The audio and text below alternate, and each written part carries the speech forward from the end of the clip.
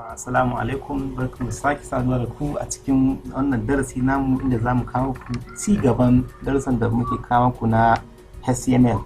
A cikin wannan darasi za mu kawo ku ci gaban darasin da muka tsaya a baya, inda muka tsaya daga wurin structure, ma'ana yadda structure wato tsari na HTML yake. In ba za ku manta ba, mun yi a darasinmu na baya mun yi HTML tag, mun na budewa da kuma rihewa, kuma mun gaya muku cewa duk wani tag na HTML idan ka bude shi to dole ne kuma ka rihe shi, kuma in za a rihe ana sa wannan slash din / kenan kamun a rihe. So kamar yadda muka yi jiya, structure ce kawai muka yi, ko da mun shiga cikin browser ba abin da za mu gani, saboda ba mu yi wani abu wanda zai hito ba, mun dai structure ne kawai. A yau za mu dan ci gaba daga fara sanya sunan shi website. Kamar da muka gaya muku, shi sunan website da kuma duk wani abu wanda ke hitowa a saman browser yakan zo cikin head ne, shi kuma suna yana zuwa cikin title. Kun ga kenan title cikin head yake, duk wani abu zai hito saman browser a cikin abin nan yana zuwa a cikin head. To kun ga shi ma suna ai a cikin head, a cikin saman browser yake, to don haka shi yasa aka kawo shi cikin head. So shi yasa muka bude kuma muka rage. So misali yanzu a shafin da muka kirkira na zai, inda za mu samu suna misali kamar a ce a shafin farko sai mu save shi, save, sai mu zo cikin browser ɗin mu duba, sai mu yi reloading. Za mu yi reloading ɗin browser mu gani, kun gani sunan nan ya koma. A da nan ba suna, amma da yake mun sa a title yanzu kun ga ya koma shafin farko. To wannan kenan. Sai kuma kamar da muka gaya muku jiya, duk wani abu wanda zai hito a cikin jikin browser nan kenan, duk wani abu wanda zai hito a nan to ana sanya shi ne a cikin body tag, ma'ana a cikin jikin HTML din kenan. Misali yanzu idan muna so mu rubuta barka da zuwa darasin HTML, barka da zuwa darasin HTML, sai mu save, sai mu sa save. Idan muka koma muka yi reloading, kun gani barka da zuwa darasin HTML. Duk abin da muka rubuta a cikin body tag, wannan abin da muka rubuta za ya hito mana a cikin browser kenan. Amma kamar yanzu wannan rubutun mun san cewa in muka zo cikin shafin intanet mukan ga rubutu da irin kwalliya haka da sauransu.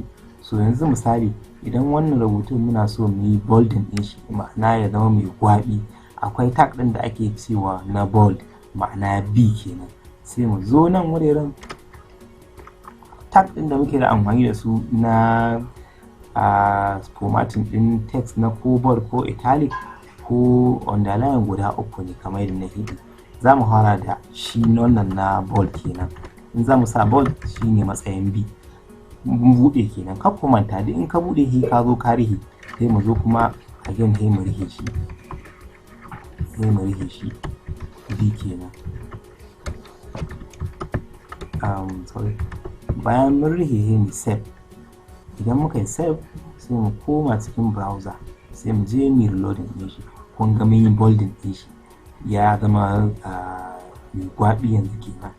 To kuma baya ga wannan za mu iya amfani da shi tag din na biyu wanda muka gaya muku, na wato na underline kenan. Shi ma na underline sai mu sa mai U kenan, underline. Bayan mun bude shi kamar yadda gaya muku, dole ne mu je kuma mu rike shi, dole ne mu rike shi kenan a nan wurin ba B, sai kuma mu rike shi, sai mu sa nan U ce muke amfani da ba B ba. Sai mu je sai mu save. Idan muka save sai mu koma cikin browser. Idan muka yi reloading kun gani ya zama an yi underline nashi. Baya ga wannan sai na uku daga cikin shine italic. Shi italic yana sanyawa rubutu ya dan jirga haka, shi kuma ana amfani da tag din I haka. Bayan mun bude sai mu zo nan kuma sai mu rufe.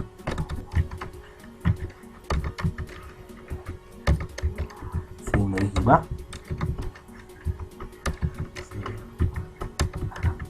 Yawwa, sorry. Sai mu rufe shi. Baya ga wannan sai mu save, sai mu koma cikin browser mu, sai mu reloading. Kun gani mun yi underline nashi, mun yi bolding nashi, kuma sana mun yi sa italic nashi. To abin lura da shi anan kenan, ashe kenan zaka iya sanya ma abu guda ɗaya tag da yawa. Kaga nan mun sanya ma wannan rubutun tag guda 3 don yi mashi kwalliya. So wannan kenan.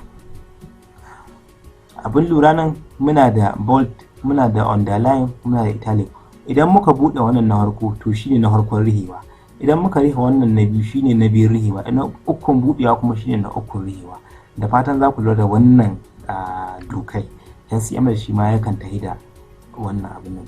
So sai yanzu amma misali za mu ƙara rubuta wani rubutun nan gaba, sai mu haka mu ɗan saki layi mu ce ni, sai mu ce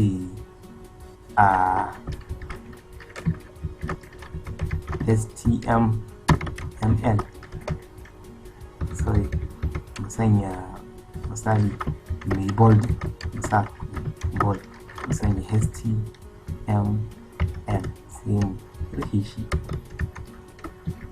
da B ɗin shi, sai mu sanya yana da sauƙi. Misali kun gani, yanzu muka seba shi tsawo gani me zai hito. Na ɗaya dai kun ga nan da muka yi bolding ɗin shi ya zama abin nan, wannan kuma da mu sa mai kowane tag ba mu bolding ɗin shi ba sai ya zama yadda yake. Abu kuma na biyu na lura da shi a nan, duk da cewa a nan mun saki duk da cewa a nan wurin mun saki layi, wato mun saki hili space, shi kuma a can wurin kun ga babu ruwan shi da wannan space. To shi ma HTML haka yake, duk in zaka saki space shi babu ruwan shi da wannan, bai a san space ba, sai dai in zaka yi sakin layi, ko kuma misali yanzu baya ga wannan ko da kawai haka zamu misali yanzu mu yi sakin layi haka, misali mu yi sakin layi haka sai mu seba shi. Idan muka yi san wayeran ba za mu ga sakin layi yayi duba, yadda yake haka zai tsaya. Idan muna so mu samu sakin layi a cikin rubutunmu, to ga abin da muke amfani da shi, ana ce mai break tag, kai B shine B R. Duk in kana so ka samu rubutun ka ya dawo sakin layi, to ana sa break tag. Misali yanzu in muka seba wannan, muka yi seban din shi muka koma can, da kanshi za ku ga shi wannan ya dawo ƙasa, ma'ana mun yi breaking din shi kenan.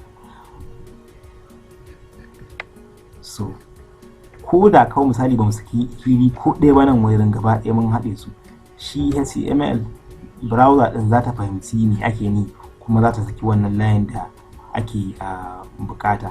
Misali kun ga muka da loading yanzu gashi nan dai an samu sakin layi. Misali kuma yanzu muna iya zuwa shi wannan inda muka sa yana da sauki din nan, shi mu maida shi a matsayin underline, mu sanya underline tag cikin shi, sai mu rihe da underline, sai mu save. Muka je muka da loading kun gani zai zama nan ya zama an ja mashi layi da aka sake. Yau da fatan kun fahimta da waɗannan abubuwa basic, ma'ana abubuwa na farko da suka shafi HTML. Za mu dinga tafiya da darussanmu a tsanake, ta yadda za mu ba ku dama kuma ku ringa yin practicing, ma'ana ku ringa yi da hannunku ku ga yadda abubuwan suke. Ba za mu kawo maku abubuwa ba masu ɗimbin yawa bura mu yi su mu gama, a'a, wanda mu yi kaɗan mu maku bayani sosai wanda za ku fahimta.